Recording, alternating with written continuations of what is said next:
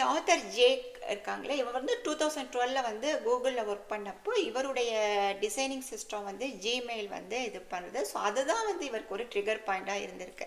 எப்படி வந்து இந்த ஜிமெயில் வந்து ரொம்ப ஆர்கனைஸ்டாக இருக்குது, junk mail, primary mail, secondary mail அப்படின்னு சொல்லிட்டு சேனலைஸ் பண்ணியிருக்காங்க இல்லையா? அந்த மாதிரி நம்மளுடைய லைஃப் ஸ்டைலில் வந்து ஒரு ஆர்கனைஸ்டாக இருந்தால் இந்த எக்ஸ்ட்ரா ஸ்ட்ரெஸ் அப்படிங்கிறது இல்லாமல் இருக்குமா அப்படின்னு ஒரு கொஸ்டின் மார்க்கை வந்து இவர் கேட்டிருக்காரு. எப்பவுமே நமக்குள்ள நிறையா கொஸ்டினை வந்து கேட்டிருக்கணும்.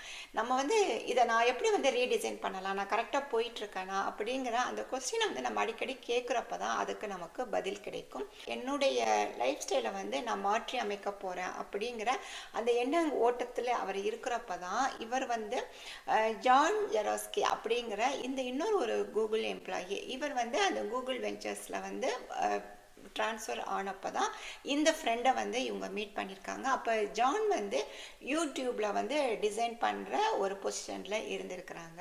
ஸோ இவங்க ரெண்டு பேருமே எப்படி வந்து கொலாபரேட் பண்ணினாங்க அப்படிங்கிறது ஒரு இன்ட்ரெஸ்டிங்கான ஸ்டோரி தான். இதை வந்து நம்ம தொடர்ந்து வாசிக்கலாம்.